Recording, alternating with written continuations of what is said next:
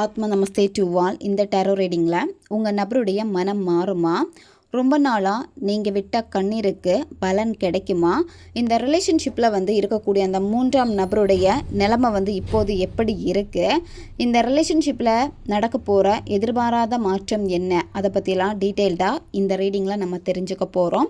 இந்த card energy கூட connect ஆகிறதுக்காக உங்கள் பர்சனை மனசில் நினச்சிட்டு ஐ ஆம் வெயிட்டிங் இதை கமெண்டில் டைப் பண்ணுங்கள். இந்த கார்டு எனர்ஜி கூட கனெக்ட் ஆகிருவீங்க.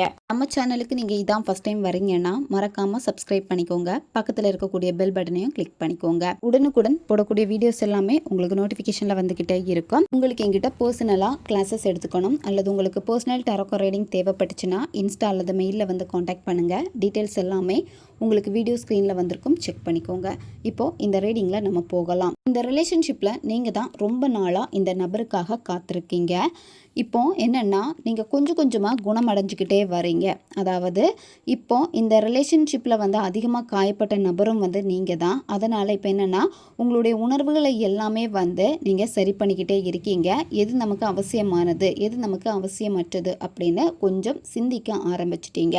ஒரு சின்ன ஓய்வு நீங்கள் இப்போ எடுத்துக்கிறீங்க. அந்த சின்ன ஓய்வு எதுக்காக அப்படின்னா உங்களை குணப்படுத்துறதுக்காக இப்போ நீங்கள் எடுத்திருக்கீங்க.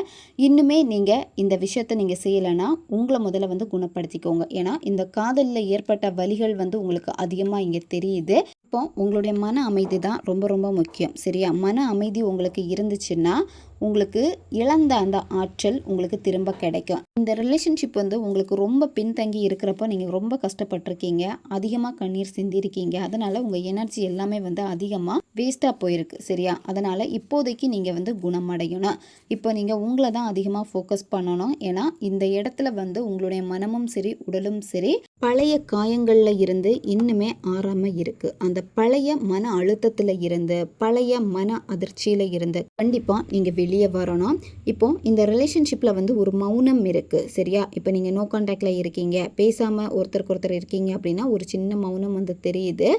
இது உங்களுக்கு தான் ஒரு மன உளைச்சலை ஏற்படுது. சரியா? அதனால் மன உளைச்சலை இப்போ நீங்கள் தவிர்க்க வேண்டியது ரொம்ப ரொம்ப முக்கியம்.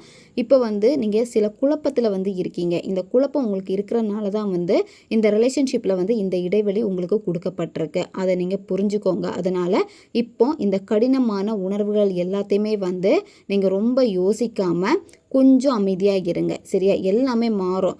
வலி கூட உங்களுக்கு இப்போ சுமையாக இருக்குது. இந்த வலியில் இருந்து கொஞ்சம் நீங்கள் ஆறிட்டீங்கன்னா, உங்களுடைய காயத்தை ஆற போட்டிங்க அப்படின்னா எல்லாமே உங்களுக்கு நார்மலாக நடக்க ஆரம்பிக்கும். இந்த ரிலேஷன்ஷிப்புக்காக உங்களுடைய கடின உழைப்பை நீங்கள் போட்டிருக்கீங்க. அதனால் இப்போ நீங்கள் கொஞ்சம் ஓய்வு எடுத்துக்கோங்க. சரியா? உங்களை நீங்கள் முதல்ல குணப்படுத்திக்கோங்க.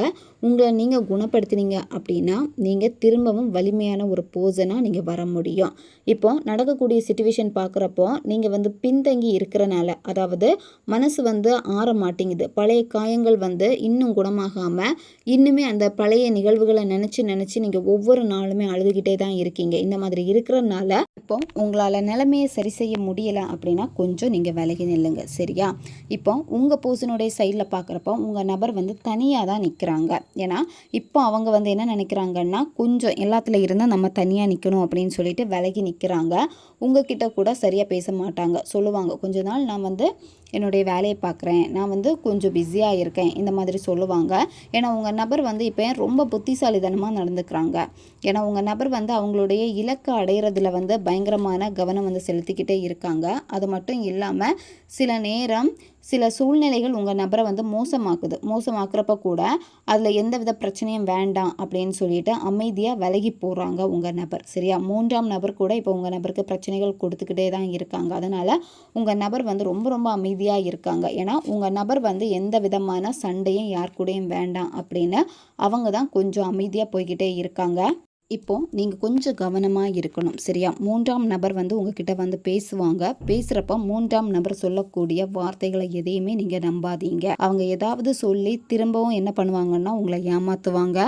அது மட்டும் இல்லாமல் அவங்க வந்து முயற்சி பண்ணுவாங்க. திரும்ப நீங்களும் உங்கள் பர்சனும் பேசுவீங்க, திரும்ப வந்து லவ் பண்ணுவீங்க அப்படின்னு அந்த 3ஆம் நபருக்கு வந்து இப்போல்லாம் நல்லாவே தெரியுது. அதனால் 3ஆம் நபர் தேவையில்லாமல் உங்ககிட்ட ஏதாவது பிரச்சனை பண்ணுறதுக்காக வருவாங்க. இந்த இடத்துல கொஞ்சம் நீங்கள் அமைதியாக விலகி போகணும். உங்கள் நபர் வந்து 3ஆம் நபர்கிட்ட இருந்து கொஞ்சம் அமைதியாக போவாங்க, சண்டை போட மாட்டாங்க. ஏன்னா உங்கள் நபர் சண்டை போட்டு அங்கே எதுவுமே ஆக போகிறது இல்லை அப்படின்னு உங்கள் நபருக்கு நல்லாவே தெரியும். அதனால் அந்த கடினமான சூழ்நிலைகளை இருந்து உங்கள் நபர் வந்து புத்திசாலித்தனமாக வந்து கையாளுவாங்க. இப்போ நீங்கள் உங்களுக்கான பாதையை தான் நீங்கள் தேர்ந்தெடுக்கணும், சரியா? அந்த 3ஆம் நபர் சொல்கிறத நீங்கள் கேட்கவே கூடாது. அது மட்டும் இல்லாமல் உங்கள் நபர் வந்து இப்போ எப்படின்னா, அவங்களுக்கு என்ன தோணுதோ மைண்டில், உங்கள் நபருக்கு தோணுறதை தான் அவங்க இப்போ வந்து பண்ணுவாங்க. மற்றவங்களுடைய கருத்துக்களை வந்து கேட்க மாட்டாங்க. இப்போ நீங்கள் ஏதாவது அட்வைஸ் பண்ண போனால் கூட பெருசாக அதை கேட்க மாட்டாங்க, அவாய்ட் பண்ணுவாங்க. உங்கள் நபர் சொல்லுவாங்க, நானே எல்லாத்தையும் பார்த்துக்கிறேன், நானே எல்லாத்தையும் சரி பண்ணிக்கிறேன் அப்படின்னு அவங்க சொல்லுவாங்க. ஏன்னா உங்கள் நபர் வந்து இப்போ அவங்களுக்கு என்ன பண்ணணும் அவங்களுடைய வாழ்க்கையில் அப்படிங்கிறது அவங்களுக்கு தெரிஞ்சிடுச்சு. அதனால் இப்போதைக்கு எனர்ஜி எல்லாமே எப்படி இருக்குன்னா தனித்தனியாக இருக்குது. உங்களுடைய எனர்ஜி தனியாக இருக்குது, தேர்ட் பர்சனோட எனர்ஜி தனியாக இருக்குது, உங்கள் நபருடைய எனர்ஜி தனியாக இருக்குது, சரியா? இந்த மாதிரி தான் இருக்குது. சில நேரம் உங்களுக்கே தோணும் இந்த ரிலேஷன்ஷிப்பில் ஏதாவது நம்ம செய்யலாம் அப்படின்னு சொல்லிட்டு. நீங்கள் ஏதாவது முயற்சி பண்ணுறீங்க அப்படின்னா கொஞ்சம் பார்த்து தான் இருக்கணும், சரியா? ஏன்னா நீங்கள் எவ்வளோ நேர்மையாக இந்த ரிலேஷன்ஷிப்பில் இருக்கீங்களோ அந்த நேர்மையே வந்து எப்படின்னா மற்றவங்க வந்து இது வந்து நேர்மை கிடையாது, எல்லாமே மோசம் அப்படின்னு உங்கள் மேலே ஒரு பழியை வந்து போடுவாங்க, சரியா? அதுவும் எப்படா இந்த ரிலேஷன்ஷிப்பை டோட்டலாக பிரிக்கலாம் அப்படின்னு காத்துட்ருக்காங்க 3ஆம் நபர். அதனால் கொஞ்சம் 3ஆம் நபருடைய பார்வையிலேருந்து விலகி நீங்கள் நிற்கிறது தான் ரொம்ப ரொம்ப முக்கியம். நீங்கள் நேர்மையாக இருந்தால் கூட நீங்கள் நேர்மையாக இல்லை, நீங்கள் வந்து நம்பக்கூடிய ஒரு பர்சனே கிடையாது அப்படின்னு சொல்லிட்டு எதையோ இந்த 3ஆம் நபர் வந்து பண்ணுவாங்க. அதனால் கொஞ்சம் நீங்கள் கவனமாக இருக்கணும். உங்கள் நபருடைய சிச்சுவேஷன் நம்ம பார்க்குறப்போ புதுசாக ஒரு விஷயத்த வந்து அவங்க தொடங்க போகிறாங்க, புதுசாக எதையோ அவங்க செய்கிறாங்க, அதுக்கான ஒரு நேரமாக வந்து இப்போ இருக்குது. இப்போ உங்கள் நபர் வந்து பண விஷயத்தில் கூட வந்து பார்த்திங்கன்னா கொஞ்சம் முன்னேற்றம் வந்து அடைஞ்சிட்டாங்க, சரியா? கொஞ்ச நாளாகவே காசு விஷயத்தில் வந்து கொஞ்சம் பிரச்சனையில் போய்கிட்டே இருந்திருக்கு. ஆனால் இப்போ என்னென்னா ஒரு செழிப்பை வந்து அவங்களுடைய ஃபினான்ஷியலில் வந்து நல்லாவே வந்து பார்க்க முடியுது. கடின உழைப்பு இருக்குது அவங்களுக்கு, சரியா? அர்ப்பணிப்பு அதிகமாக இருக்குது. அதனால் உங்கள் நபர் வந்து இப்போ வெற்றிகரமான ஒரு பாதையை தேர்ந்தெடுத்திருக்காங்க. சீக்கிரமாகவே உங்கள் நபர்கிட்டே இருந்து ஒரு நல்ல செய்தி உங்களுக்கு வரப்போகுது. ரொம்ப நாளாகவே நீங்கள் உங்கள் நபர் கூட நல்லா வாழணும் அப்படின்னு சொல்லிட்டு ஒரு கனவு வந்து நீங்கள் கண்டிருப்பீங்க.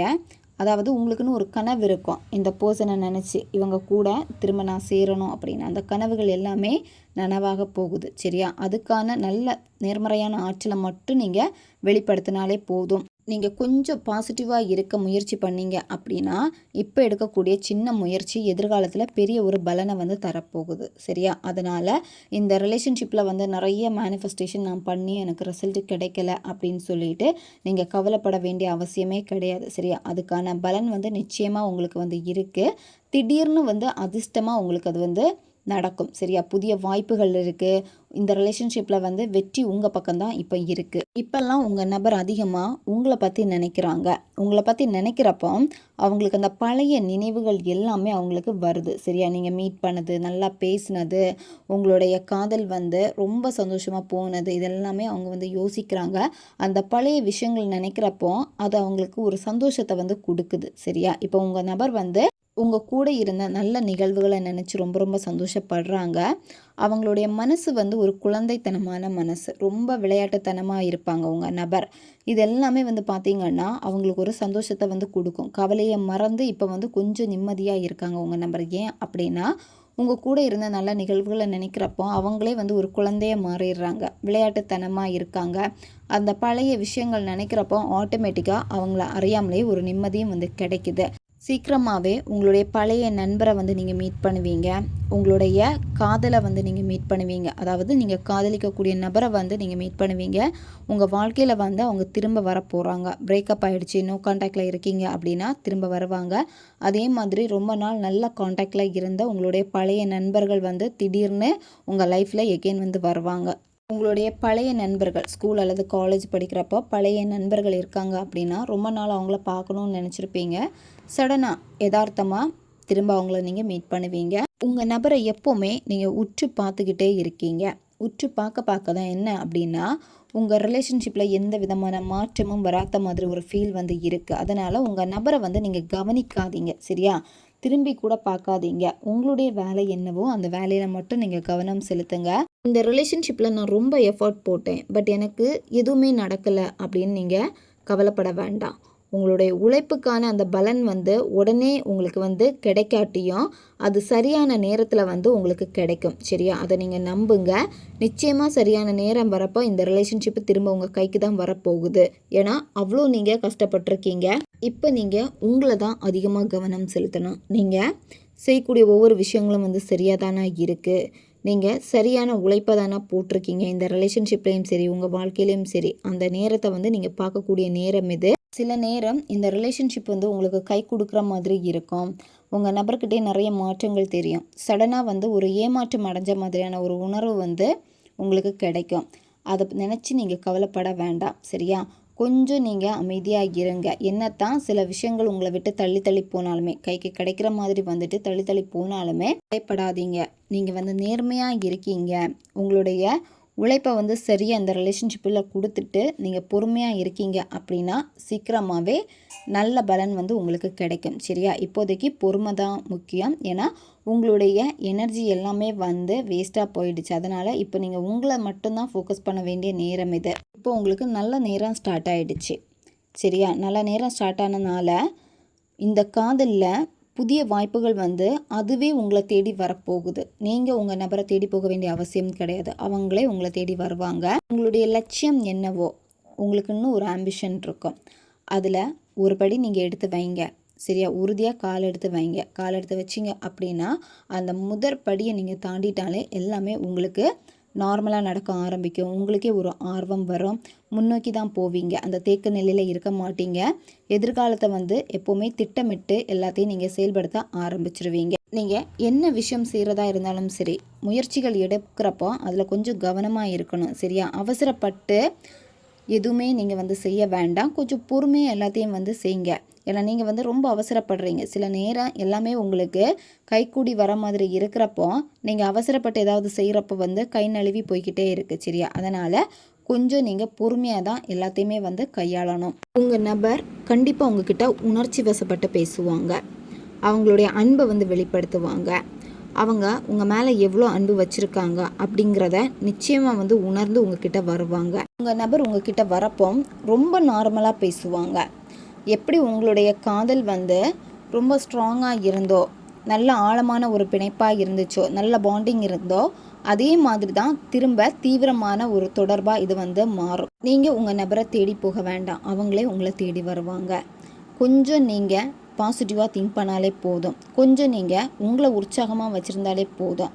இது எல்லாம் தான் எல்லாத்தையுமே வந்து சீக்கிரமாக மாற்ற போகுது. இந்த மூன்றாம் நபரை எல்லாம் இனிமேல் உங்கள் நபர் பெருசாக கண்டுக்க மாட்டாங்க. உங்கள் நபருக்கு வந்து இனிமே உங்கள் மேலே தான் அந்த கவனம் வந்து இருக்க போகுது. அதாவது யார் கூட இருந்தால் நம்ம சந்தோஷமாக இருப்போம் அப்படிங்கிறது உங்கள் நபருக்கு வந்து சீக்கிரமாகவே தெரிய போகுது.